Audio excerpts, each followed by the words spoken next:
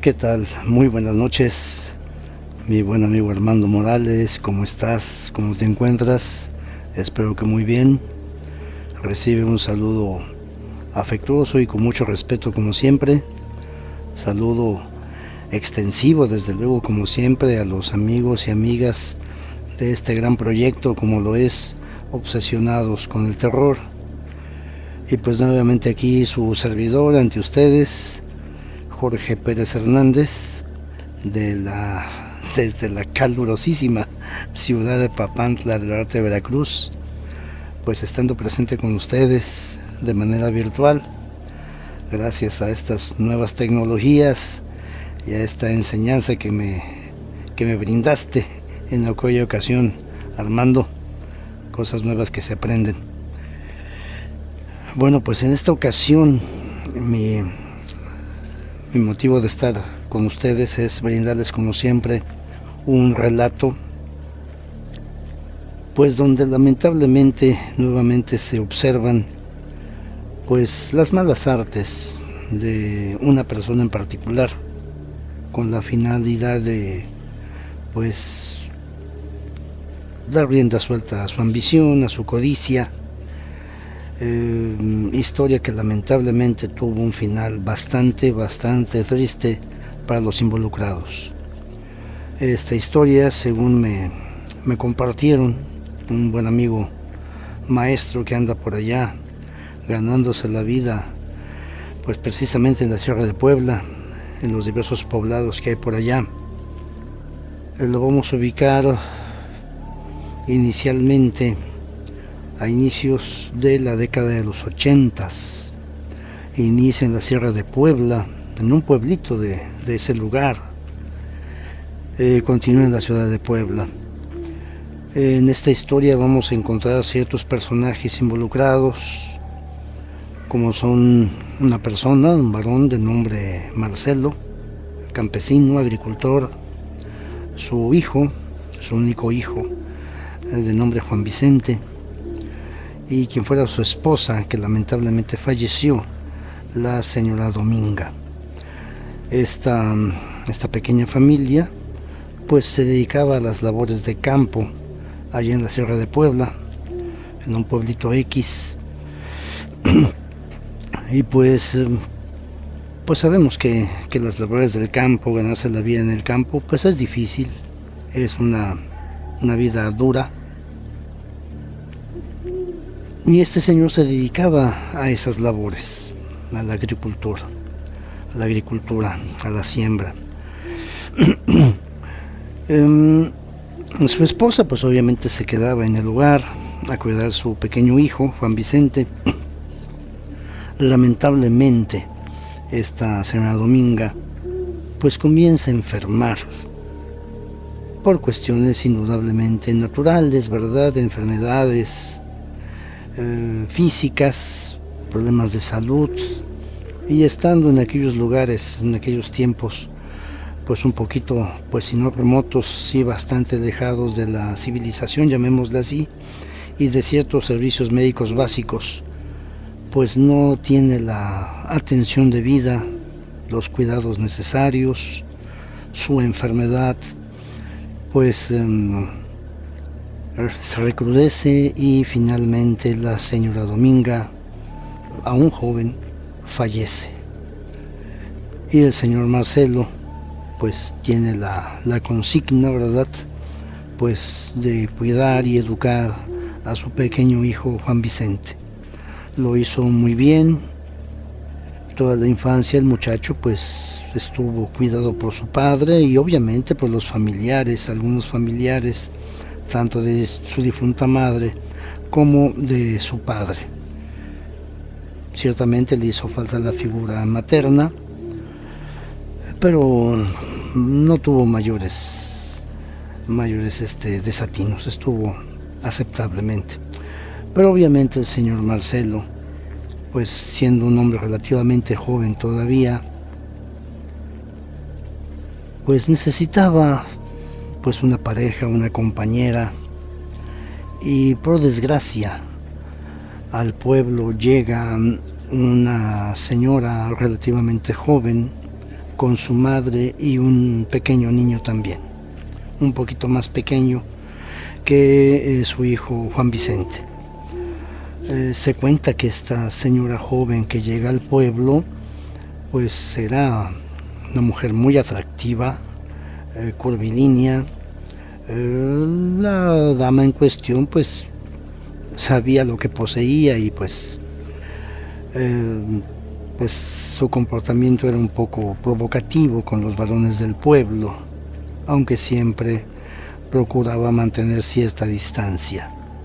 Esa persona era una joven madre, una joven señora de nombre Erlinda. Erlinda, sí, así es. Su pequeño hijo de nombre Olegario, y su señora madre, una señora ya muy, bueno, no muy mayor, pero sí una señora ya grande, siempre de gesto muy adusto, de muy pocas palabras, que saludaba muy ocasionalmente, de nombre Josefa, la señora Josefa. Por X o Z razones, azares del destino, pues este señor Marcelo, en alguna fiesta del pueblo, conoce, tiene trato más cercano con la señora Erlinda y comienzan a buscarse, comienzan a relacionarse, comienzan a tratar de conocerse.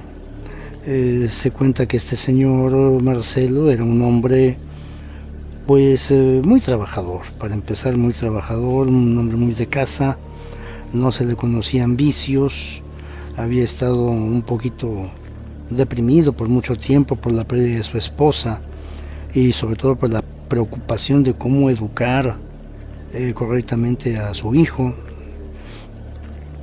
a quien recuerdan como un joven, un muchachito muy inteligente, muy acomedido y muy aplicado. Y también describen a la señora Erlinda pues como una señora, pues digamos que daba la impresión de ser como muy banal, muy superficial. Al parecer, ¿verdad?, le gustaba, bueno, yo pienso que a cualquier dama que se sabe guapa, atractiva, pero le gustaba sentirse admirada, sentirse pretendida, sentirse cortejada, y pues por alguna razón, quizás material o económica o de seguridad, empezó a aceptar los cortejos del señor Marcelo.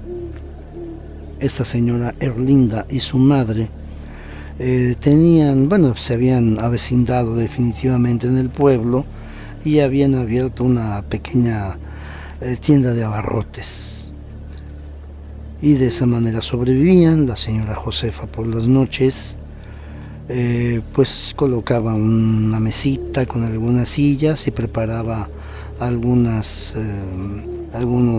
bocadillos, ¿verdad?, algunos antojitos, fritangas les llamamos por aquí, ¿verdad?, pues para las personas noctámbulas que se iban por ahí a echar alguna bebida alcohólica típica de por el rumbo.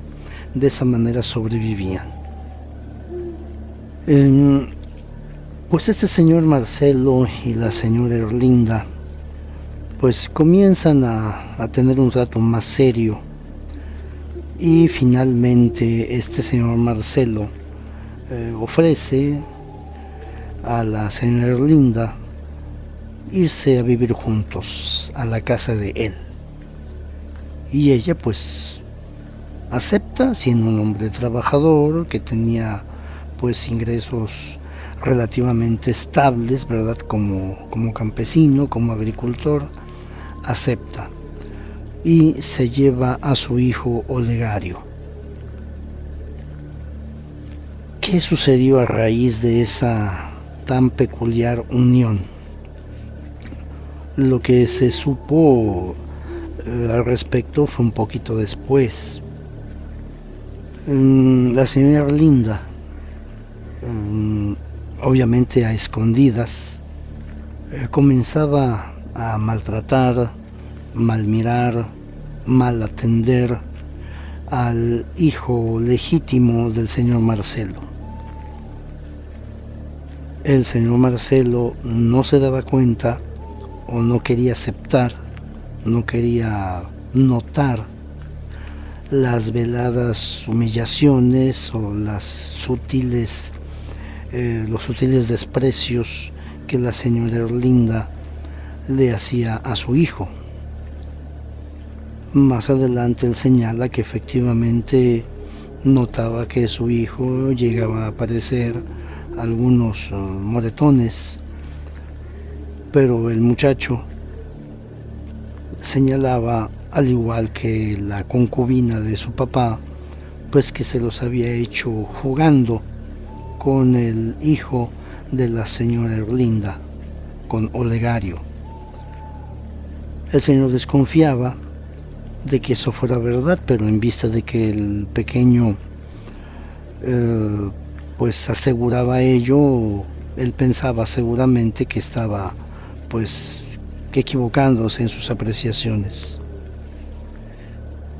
Esta señora Erlinda pues instaba a que el muchacho Juan Vicente hiciera múltiples labores en el hogar, pero no hacía lo mismo con su propio hijo, argumentando que era más pequeño. Al parecer la diferencia entre ambos era de 2 años. No dejaba ir a la escuela a Juan Vicente y lo mandaba con su papá a la milpa, al campo, para que le ayudara o bien para que le llevara su lonche. Durante mucho tiempo este muchacho, Juan Vicente, soportó esos malos tratos y no le decía claramente a su padre, porque veía que su papá estaba contento, extrañamente contento, con la relación que llevaba con esta señora Erlinda. Recuerda que Erlinda con su papá se portaba sumamente cariñoso, amoroso. Ella se presentaba ante él de manera muy voluptuosa, ¿verdad? Y pues se sobreentiende que pues en el terreno de la intimidad dejaba muy satisfecho al Señor, y por ello él no quería ver algunos aspectos negativos de la señora Erlinda. Sin embargo,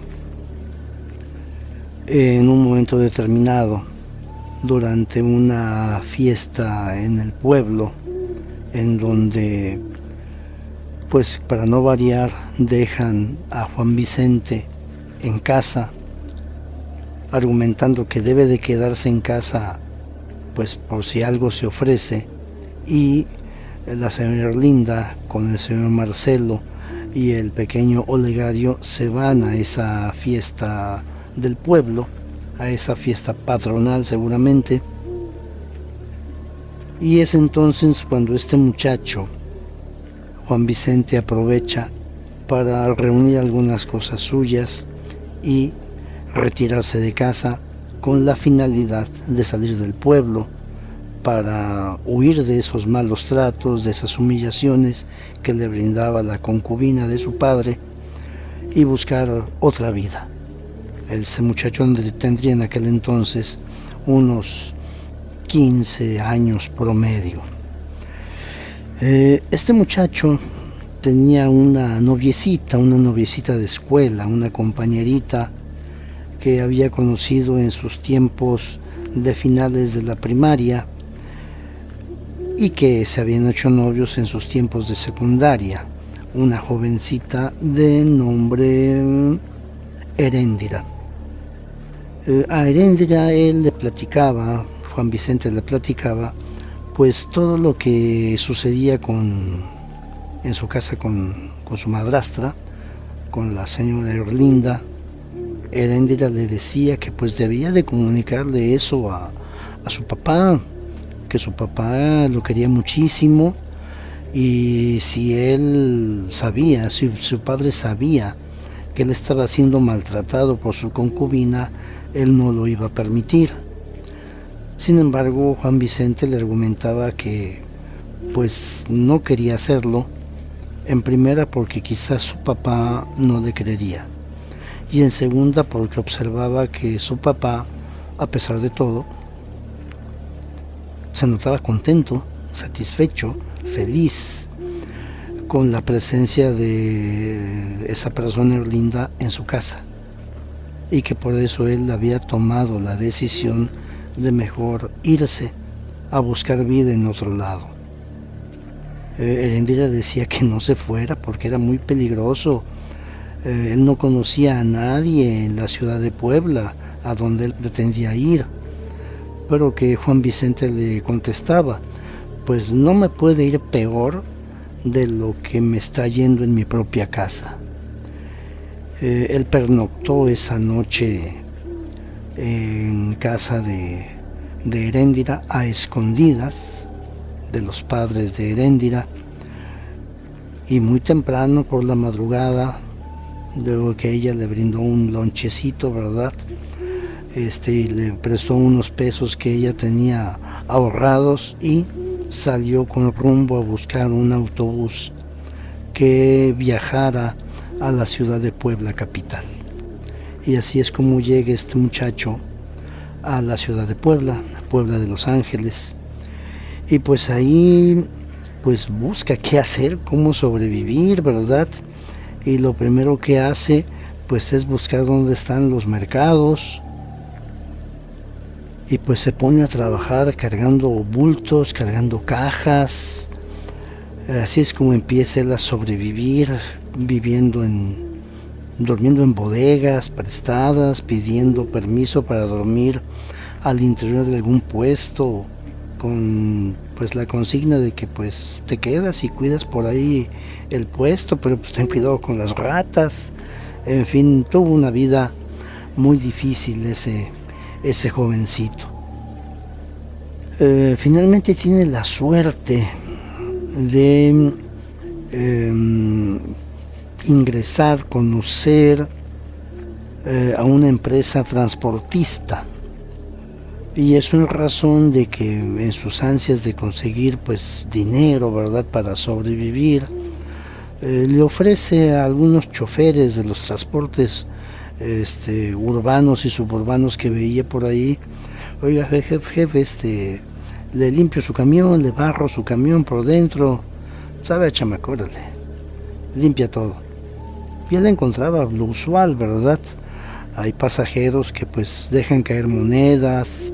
Él juntaba las monedas: jefe, me encontré esto, se lo doy. No, chavo, ¿cómo crees? Quédatelo tú.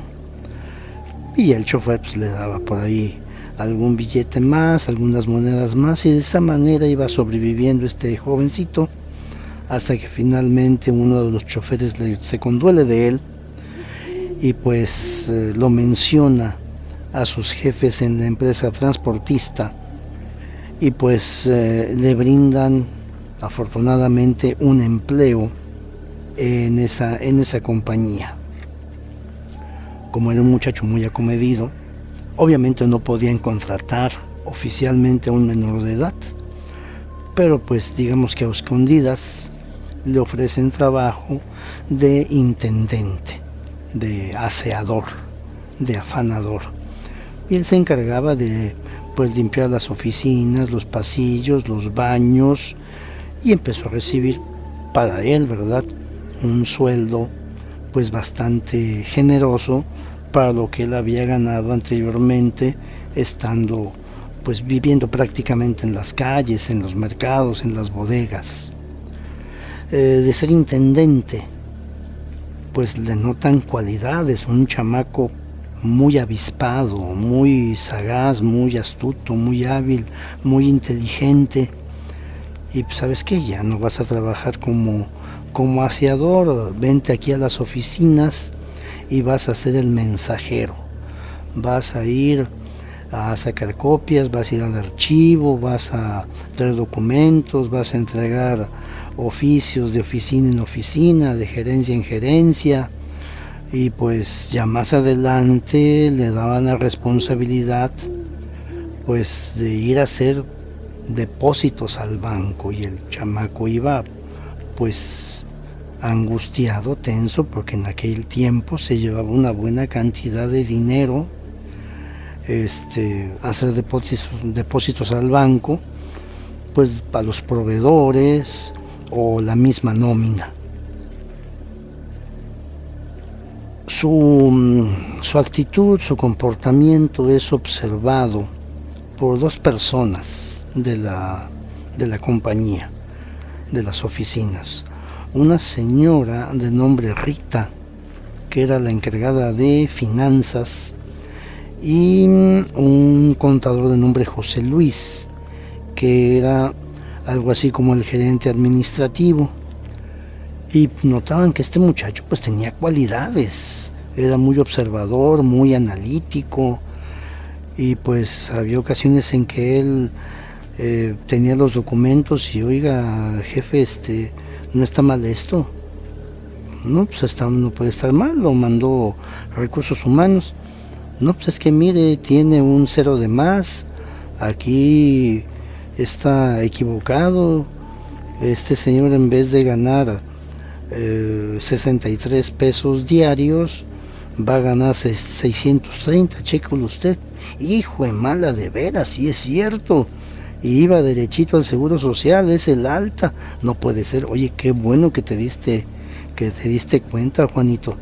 Y le daban su bañada de nóminas por ese error que pudo haber sido un error garrafal. Y estas dos personas, la señora Rita, jefa de finanzas, y el contador José Luis, gerente de administración, lo toman bajo su tutela y lo empiezan, digamos, que a entrenar empíricamente en lo que sería contabilidad, administración y finanzas, lo básico para él. Y de esa manera este muchacho pues es asignado a un puesto fijo de carácter administrativo, y pues obedecía o reportaba directamente a estas dos personas. Estas dos personas, cuando observan su desempeño ya como su empleado directo, caramba, Vicente, tú tienes aptitudes, tú tienes cualidades, mira, te vamos a conceder una beca, una ayuda para que te pongas a estudiar, porque pues tienes madera. De esa manera, este muchacho en aquellos tiempos concluye lo que se iniciaba como preparatoria abierta, y después se desenvuelve, culmina los estudios de técnico contador administrativo, una carrera nueva por aquellos tiempos que en la actualidad me parece que ya no existe. Pero se desempeñó muy bien, y una vez que obtiene su certificado de preparatoria y su título de técnico, pues ya tiene acceso a un mayor ingreso y a mayores prestaciones. Se cuenta que este muchacho, pues prácticamente, ¿verdad? Pues él decía que le debía su vida, le debía su futuro a estas dos personas, y se volvió, pues digamos que, pues el brazo derecho de estas dos personas. Cuando ellos necesitaban algo, algún trabajo extra, él estaba más puesto que un calcetín. Este muchacho se comunicaba por carta, porque era impensable la comunicación telefónica hacia su comunidad en aquellos años. Con aquella novia que había tenido, podemos pensar que ya no eran novios por todo el tiempo que había estado pasando, pero conservaban una comunicación, una amistad, y era a través de Heréndira que él sabía, él estaba enterado de lo que sucedía en su casa. Y pues Heréndira le comentaba que pues había visto a su papá, pero que su papá se notaba pues muy cansado, muy agobiado, muy avejentado. Al parecer, pues el hecho de que él se hubiera fugado, huido, desaparecido, pues le había afectado mucho, a pesar de que Heréndira, a escondidas de la señora Erlinda, le entregaba ocasionalmente algunas de las pocas cartas que este muchacho Juan Vicente enviaba. Y no es que el muchacho no se quisiera comunicar, sino que en aquellas épocas, pues enviar una carta, ya no pensar en un telefonema, enviar una carta a esos lugares en aquellos tiempos relativamente remotos, pues tardaba muchísimo tiempo.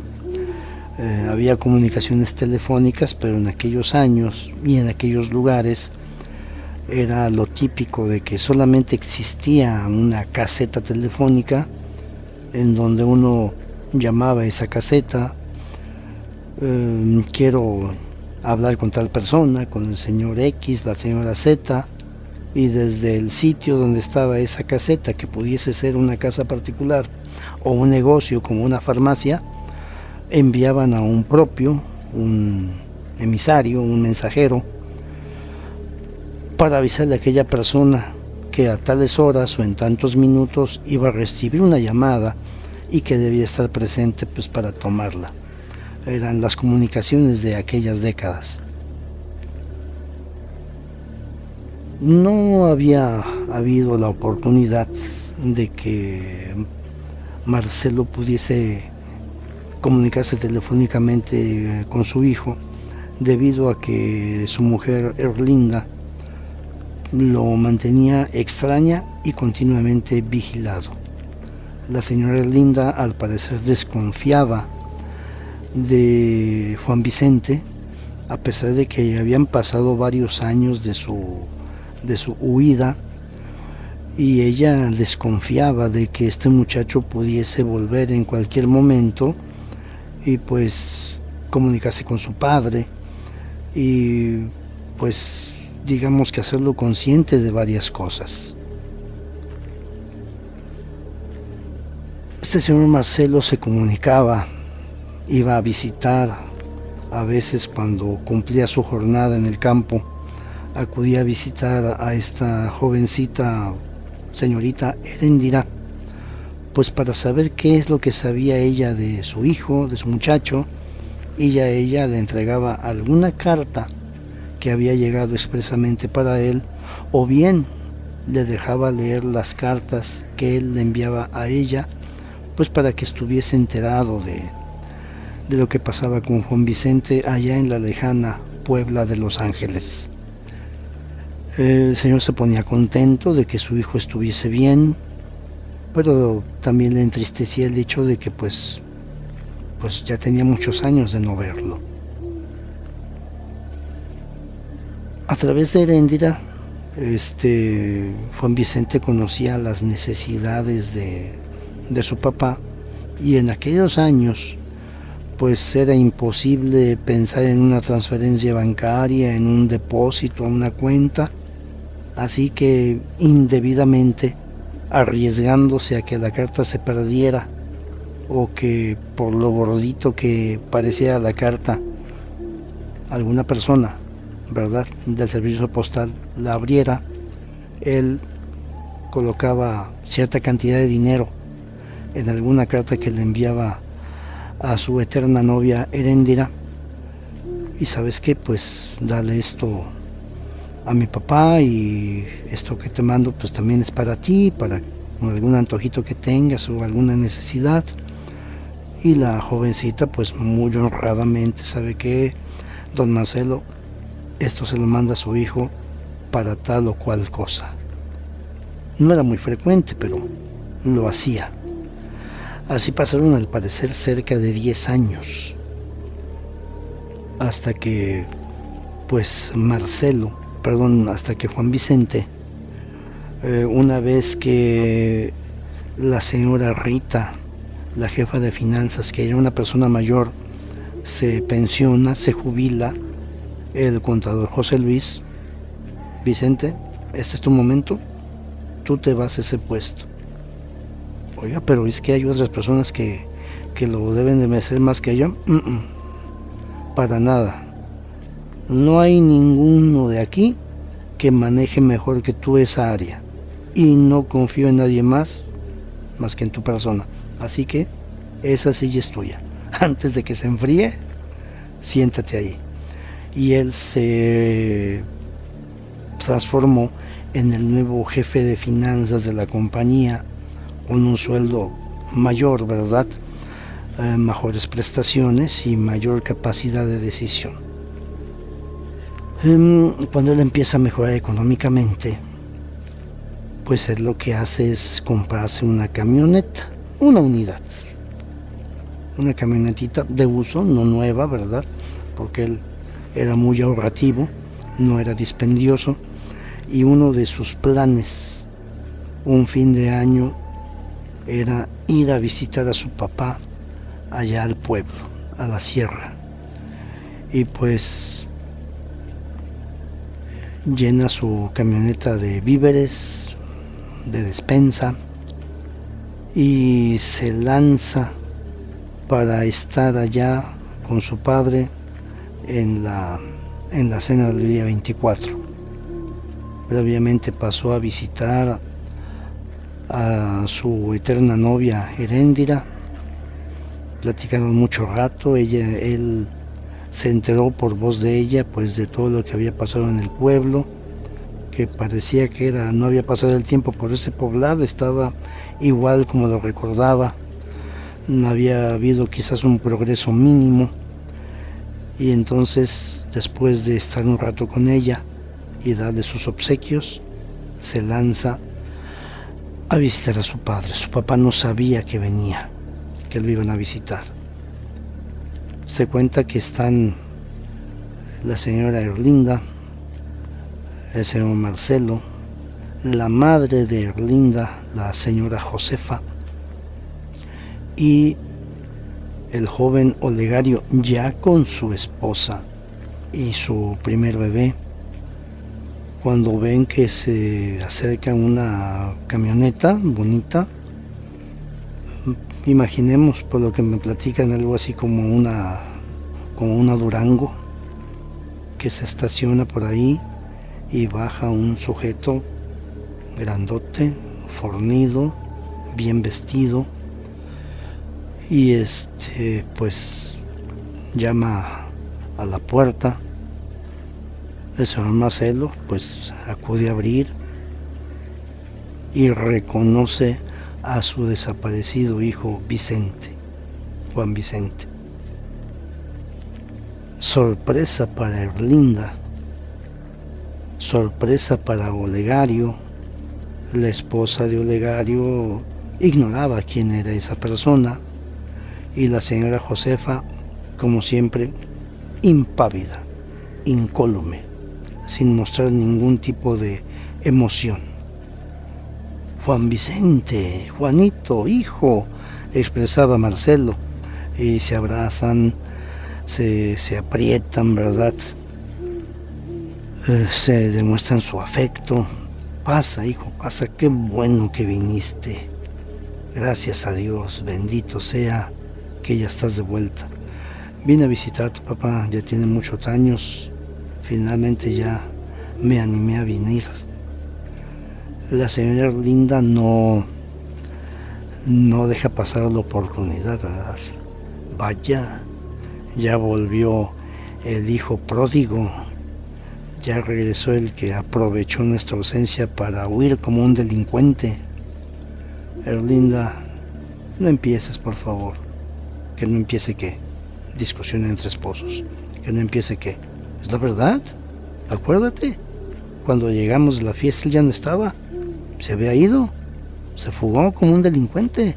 No quiso responsabilidades. Le costaba mucho ayudarte en el campo. Ahorita vengo, pa. No te vayas, hijo, por favor. No, no me voy. Es que traje algo. Va a la camioneta y empieza a bajar, pues, latería, comisaria, comestibles, despensa y algunos regalos para su papá. Siéntate, hijo, siéntate, Erlinda, por favor, atiende a mi hijo. Yo ya me senté y no me voy a lamentar. Si tiene hambre, que se sirva. Toma asiento, hijo, yo te voy a servir. Permíteme atender. No te preocupes, papá. Siéntate, por favor. Y es el padre el que atiende al hijo y le sirve grandes proporciones de la cena. Erlinda se molesta. Oye, no abuses porque debe de rendir para mañana. Ya él ha traído más despensa, más comisaria. Mañana no va a haber necesidad de recalentados. Empiezan a cenar, ¿verdad? El padre muy entusiasmado, la señora Josefa impávida, solamente comiendo, pero mirando para todas partes. Erlinda con clara molestia. Olegario, pues, a la expectativa. La que no tenía idea de la situación era la joven esposa, que no me dieron el nombre. Y en determinado momento Erlinda continúa con la charla, pero muy punitiva, muy agresiva. ¿Y qué? Sigue siendo un irresponsable. Jamás he sido irresponsable, Erlinda. Señora Erlinda. Para mí siempre ha sido Erlinda. Hijo, por favor, estoy platicando con tu concubina. Soy su esposa. Jamás he visto un papel que diga acta de matrimonio. La única esposa que tuvo mi padre fue mi mamá Dominga, que está sepultada. Usted es solamente la concubina, la querida. La mujer se encorajina, ¿verdad? Y continúa Juan Vicente, y jamás he sido irresponsable. Te fuiste de aquí, decía Erlinda, te fuiste de aquí y abandonaste a tu papá. Ya no quisiste ayudar en el campo. No soy el único que estaba en esta casa, Erlinda. Aquí estaba tu hijo también come de lo que mi padre genera en el campo. Y si yo me fui porque ya no resistí, ya no aguanté tus maltratos, tus humillaciones, tus vejaciones. ¿A poco no te acuerdas lo que me hacías? Que me golpeabas con uno de los cinturones de mi papá, que me golpeabas con la tranca de la puerta y me obligabas a decirle a mi papá que yo me había caído jugando con Olegario. ¿No te acuerdas? ¿No te acuerdas que no me dabas de comer? Que nada más ensuciabas un plato para que mi papá viera los trastes en el fregadero, y le decías que yo había comido cuando no me habías dado ni un bocado. El papá sorprendido. Yo tenía que levantarme en la noche a buscar por ahí alguna tortilla, algún pedazo de hueso con un poquito de carne para roerlo, porque tú me maltratabas. No, yo no soy responsable. Simplemente me fui porque ya no soportaba esos maltratos. Y mi papá no iba a creer. Por eso me fui. Y no soy irresponsable. Si yo fuera irresponsable, no había sobrevivido en la ciudad de Puebla. Si yo fuera irresponsable, no hubiera encontrado trabajo.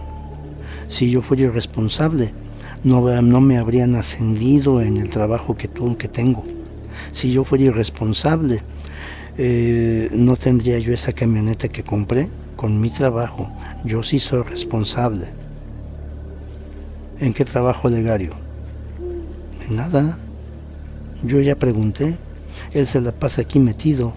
Él sí es un irresponsable, un mantenido, un parásito. Él vive de lo que mi papá le da. Eso es mentira. Mira, Erlinda, yo a mi papá le he mandado dinero porque él por carta me había dicho que la casa necesitaba mantenimiento. Yo veo la casa igual que la dejé hace 10 años. Le mandé dinero para sus herramientas y acabo de ver las mismas herramientas que yo vi desde que tengo uso de memoria, cuando tenía 7 u 8 años de edad.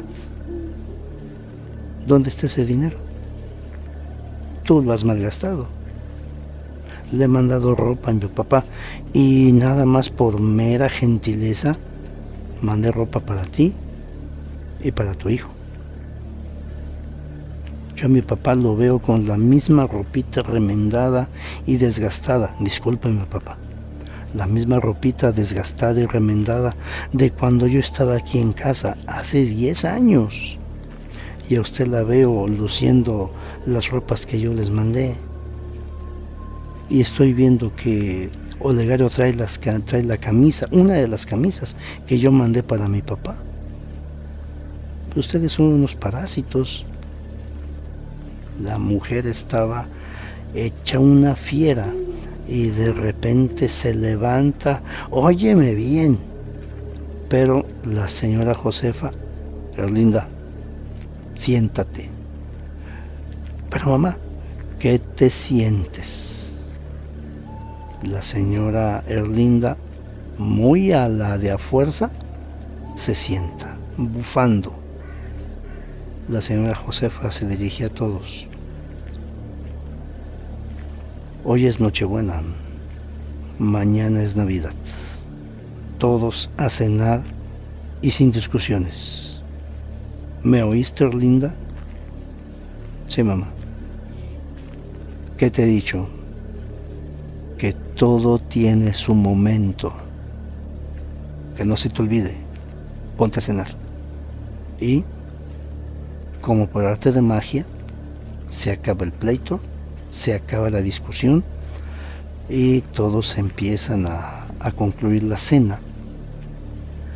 Aunque el ambiente estaba obviamente muy, muy tenso.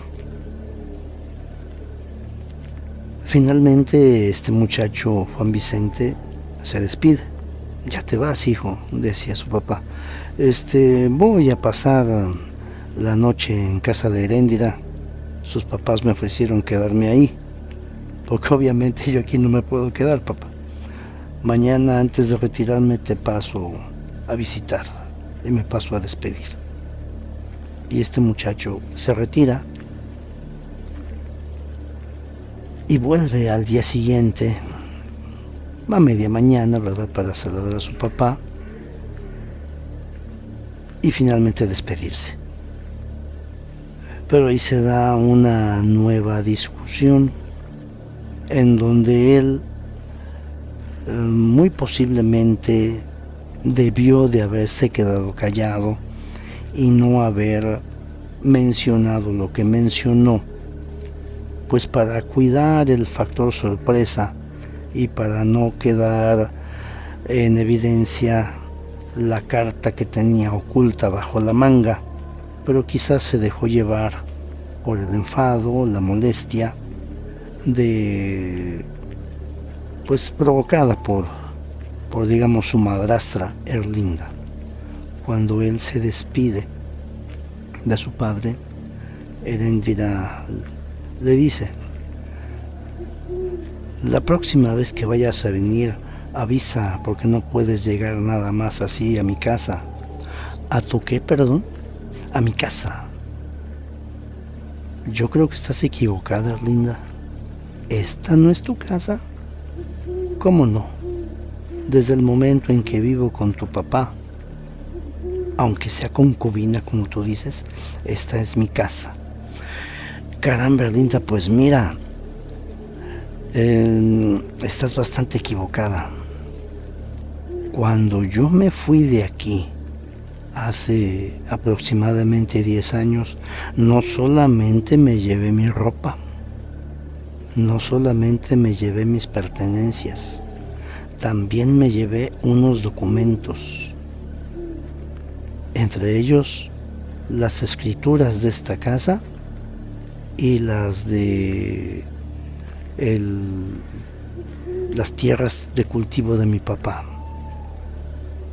Esas escrituras están a nombre de mi mamá y en donde se señala que yo tengo el usufructo vitalicio, es decir, con el fallecimiento de mi mamá, yo soy el absoluto propietario. Mi papá, cuando compró el terreno y construyó esa casa, se las dejó a mi mamá. Y mi mamacita señaló el usufructo vitalicio. Yo no sabía qué significaba eso, pero ya que pude estudiar y que pude codearme con gente preparada mucho más que yo, ya me explicaron que este terreno donde está esta casa y los terrenos de cultivo de mi papá son míos. Desde el momento en que mi mamá murió, esos pasan a ser de mi propiedad. Pero, pues estando mi papá en vida, yo no tengo inconveniente en que él viva aquí. Así que te conviene cuidar a mi papá, porque si él fallece, si a él le pasa algo, yo voy a venir. Y no voy a venir solo. Voy a venir con la autoridad y a ti, a tu hijo, a tu nieto, y lo siento por la señora que yo no la conocía, a tu mamá, pues con toda la pena del mundo los voy a poner de patitas en la calle, porque todo esto es mío. ¿Cómo la ves, Erlinda? Hijo de mala. La vieja estaba espumeando por la trompa seguramente. Y con esas palabras él se despide. Nos vemos la próxima, papá. Yo te aviso cuando voy a venir a mi casa. Y se da la media vuelta, aborda su camioneta y se va. Seguramente se armó el pleito en la casa, ¿verdad? Porque pues Heréndira jamás había dialogado al respecto con este señor Marcelo. Sin embargo, ¿cuál fue las consecuencias de eso? Le hubiera valido más a este muchacho, Juan Vicente, quedarse callado y esperar que el tiempo pasara para que llegado el momento, ¿verdad? Si su padre fallecía, ejecutarlo. Aunque quizás también lo que sucedió posterior a eso hubiera pasado una vez que su padre faltara. Quizás solamente se adelantaron las consecuencias. ¿Cuál fue la situación? Él volvió a Puebla y continuó su vida normal, su vida de trabajo, comunicándose por carta con Heréndira, hasta que después de un tiempo él empezó a notar ciertos problemas de salud, un dolor de cabeza constante, permanente. Se acostaba teniendo dolor de cabeza y se despertaba teniendo dolor de cabeza. Era un malestar permanente. Cuando se ponía a hacer alguna actividad, pues se le olvidaba, ¿verdad? No que se le quitara, se le olvidaba ese malestar. Pero cuando estaba en paz o en silencio, era, según su dicho, como si tuviese dos grillos, uno en cada oído, con ese chillido, sonido constante. Acudía con el médico, o acudió con el médico, le platica su malestar. Es que tiene elevados su colesterol y triglicéridos. Es lo típico. Le voy a mandar a hacer sus análisis, pero estoy seguro de que eso es. Por lo mientras se va usted a tomar este medicamento y va a modificar su dieta. Deje las carnes rojas, las carnes grasosas, métale mucha verdura de hoja verde, y con eso se va a estabilizar. Sin embargo, él continúa con ese malestar. Le lleva al médico los resultados y el médico se sorprende. Caramba, sigue con ese malestar, señor. Sí, Me duermo con dolor de cabeza y me despierto con dolor de cabeza. Caramba, es que pues sus niveles de colesterol están normales, sus niveles de azúcar también, incluso hasta un poquito bajos, sus triglicéridos están completamente normal. No es para que experimente usted ese tipo de malestares. Vamos a utilizar otro medicamento y vamos a esperar resultados. Medicamento y nada. Después él empezó a tener ciertos, pues llamémosle olvidos. Él iba conduciendo en su camioneta y pues caramba, se me olvidó el portafolios. Se me olvidaron 3 documentos. Se regresaba. Luego empezó a tener una serie de distracciones muy severas. Iba conduciendo y caramba, ¿en dónde estoy? No reconozco esta calle. ¿Dónde me vine a meter? Y él pues entraba en un poquito de angustia, se orillaba, se ponía a observar su entorno, no reconocía edificios, no reconocía residencias o casas, y él entonces comenzaba a orar. Ay, Dios mío, ¿qué me está pasando? ¿Tan mal estoy de salud? Ah, Señor Todopoderoso, por favor, apóyame, ayúdame. Lo que sea que me esté pasando, ayúdame, por favor. Protégeme con tu mano bendita, Señor. Y cuando él empezaba a orar, se desaparecía momentáneamente, se desaparecía ese malestar. Ah, caramba, no, pues sí, es la calle fulana, ese es el edificio X, ese es el negocio tal. ¿Cómo me pude haber perdido? Me vine hacia el otro extremo de la ciudad y ya voy tarde.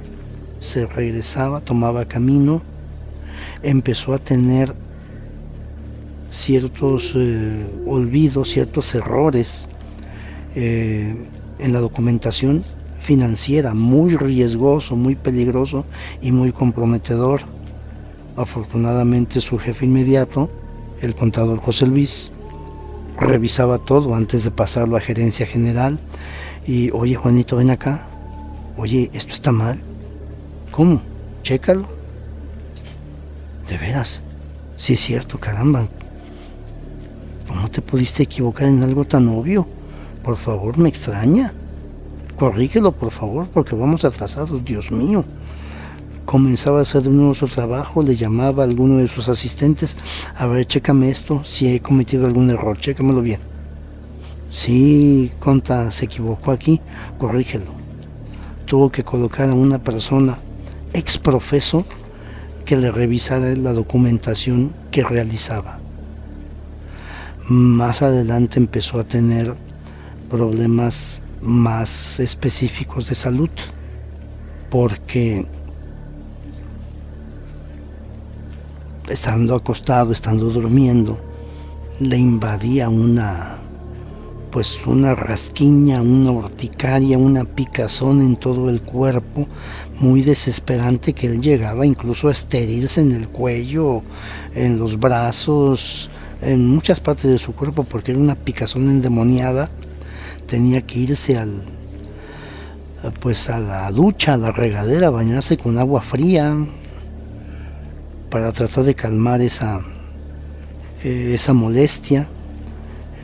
En una de las cartas le comenta a Heréndira que a veces eso era tan desesperante que había llegado incluso a pensar, ¿verdad?, en arrojarse del balcón de su departamento porque era una situación desesperante. Y que ella le contestaba, pues ves al médico, ya he ido a médicos, ya me han tratado, pensado que es algún tipo de alergia, pero pues no, me dicen que físicamente estoy bien, que debe de ser estrés, que debe de ser preocupaciones por el trabajo, las exigencias, pero antes trabajaba muy bien, a pesar del estrés y no pasaba nada. Así continuó, llegó después a tener ciertos, llamémosle como lapsus, en donde estuvo a punto en varias ocasiones de cometer pues ciertas acciones que pudieron haber costado la vida.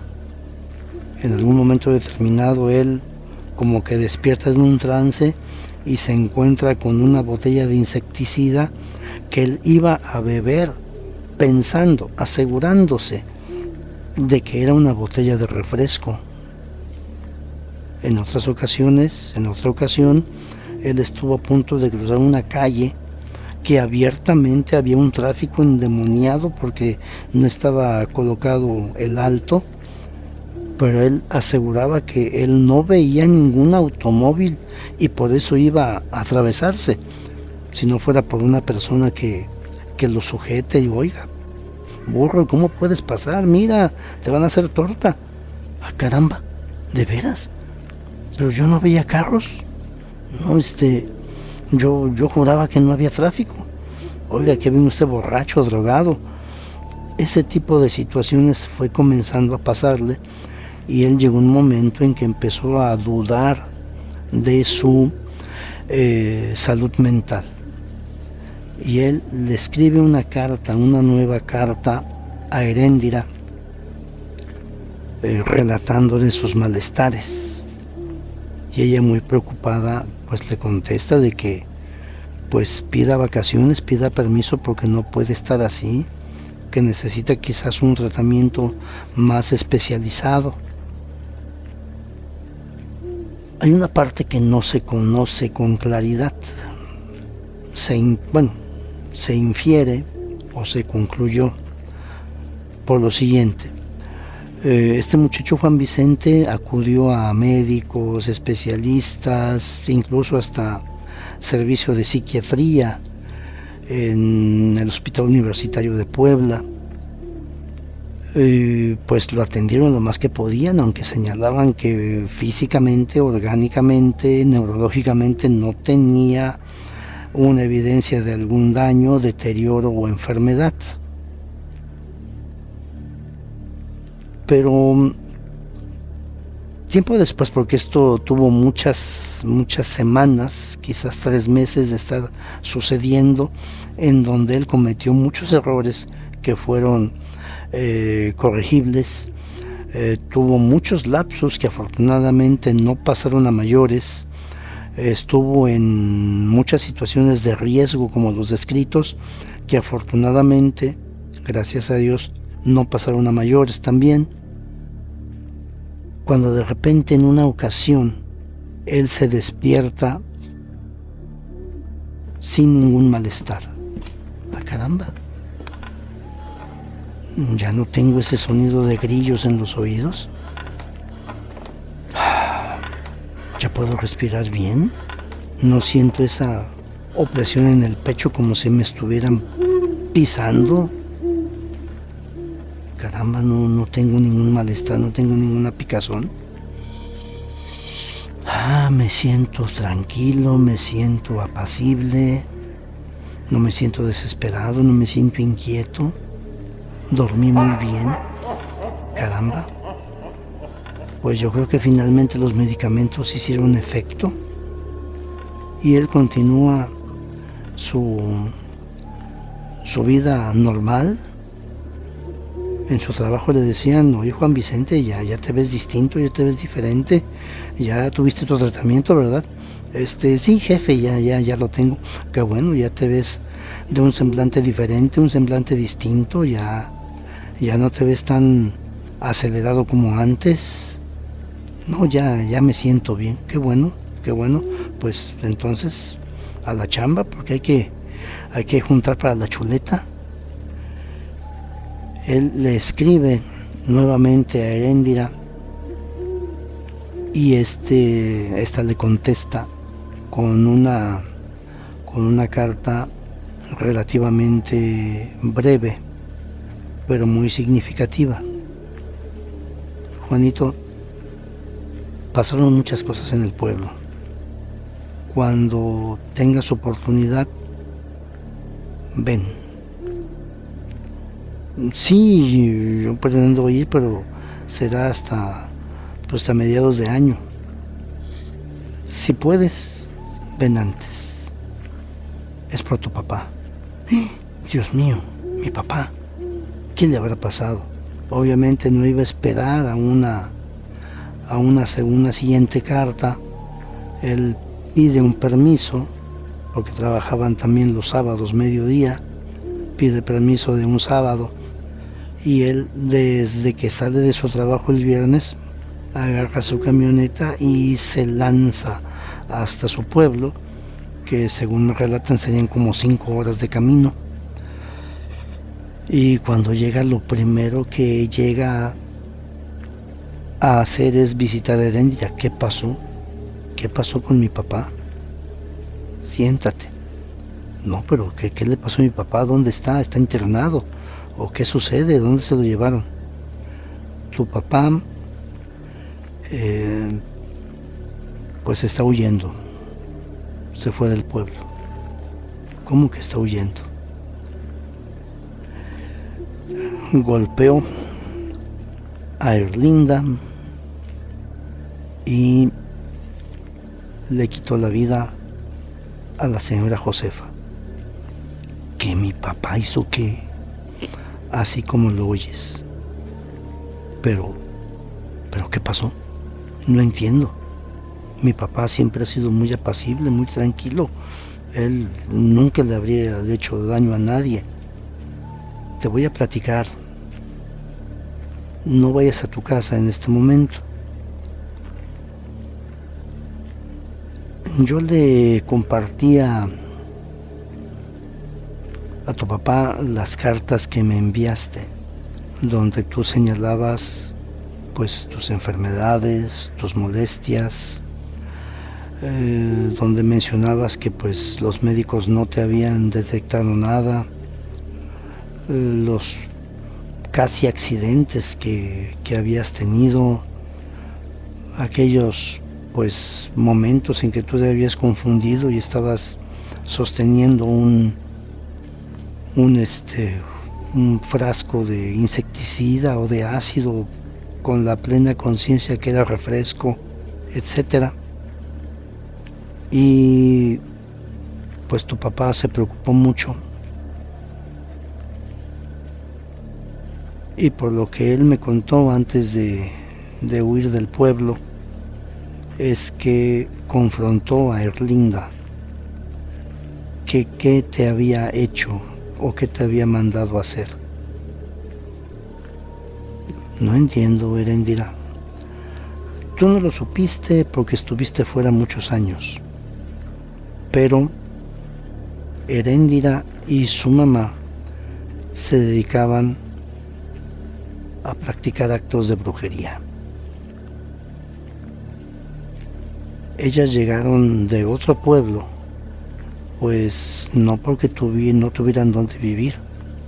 Llegaron de otro pueblo porque las corrieron, amenazaron con quemarlas vivas, porque se descubrió que hacían actos de brujería para dañar a las personas. Por eso es que llegaron hasta este pueblo, por eso se avecindaron aquí. Tu papá lo sabía. Y cuando yo le mostré las cartas de todo lo que tú estabas sufriendo sin ningún motivo físico o médico, él fue a confrontar a Erlinda, la primera vez en toda su vida que la confrontaba. Supuestamente Erlinda le confesó que efectivamente ella te había hecho junto con su mamá un trabajo a raíz de que tú le dijiste que esa casa y ese terreno y el de la siembra era tuyo. Tu papá se enojó muchísimo, golpeó a Erlinda, la golpeó mucho, la dejó fracturada y la dejó imposibilitada para caminar. Le preguntaba acerca de ese hechizo, brujería, sortilegio que había lanzado sobre ti y confesó que quien sabía cómo deshacerlo era su madre Josefa. Tu papá la fue a buscar machete en mano, la planeó. Cuando llamamos, haciendo un paréntesis, cuando decimos por aquí en las comunidades, en los ranchos, cuando decimos la planeó, significa que golpearon a alguien no con el filo del machete, sino que la golpean con la parte plana, como un castigo. La golpeó de esa manera y le exigió que deshiciera el hechizo que había lanzado sobre ti. La mujer se negó. Tu padre la volvió a golpear muy severamente y después de ese castigo ella aceptó. Se la llevó a Monte Traviesa, a un cementerio, y de ahí sacó un muñeco que estaba al pie de una tumba. La regresó a su casa a rastras y obligó a que deshiciera ese muñeco y deshiciera cualquier mal que hubiese lanzado sobre ti. La mujer lo hizo, y después de que lo hizo, para asegurarse de que no lo volviera a hacer, ni contigo, ni con ninguna otra persona, tu papá la ultimó a machetazos. Él me lo contó directamente porque vino a verme, me vino a buscar. Venía muy alterado, muy asustado. Me pidió que no me comunicara contigo, que él se iba del pueblo, que se iba a huir, que tarde o temprano quizás lo encontrarían, pero por mientras él se iba a huir del pueblo. No sé dónde esté tu papá, Juan Vicente. A lo mejor él te busque después. Con esa información, Juan Vicente fue a su casa y efectivamente encontró ahí viviendo todavía a Olegario con su esposa y su bebé, y por ahí en un rincón, en una cama, estaba Erlinda.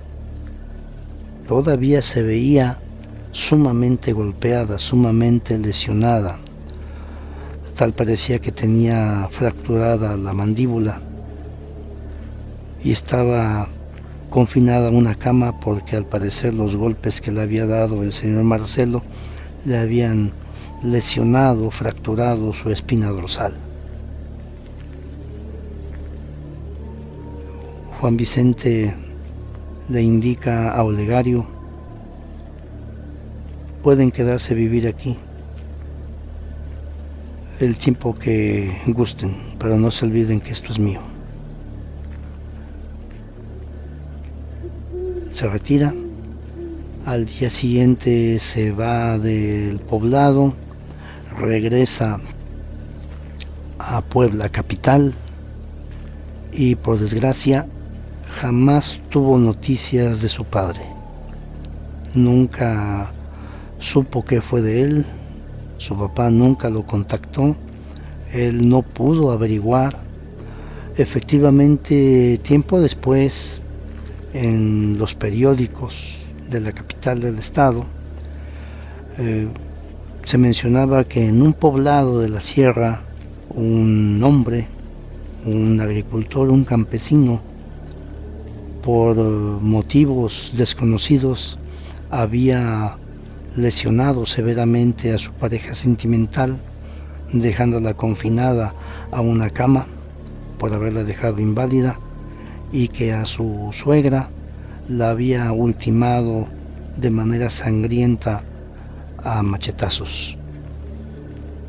Se comentaba en las noticias, en ese breve artículo periodístico, de que al parecer había por ahí motivos de carácter religioso, de carácter místico, porque la mujer de edad avanzada que había sido ultimada había sido privada de la vida en una habitación en donde había pues una especie de altar, en donde había imágenes pues digamos que dedicadas a cuestiones si no satánicas, por lo menos sí referentes a actos de brujería.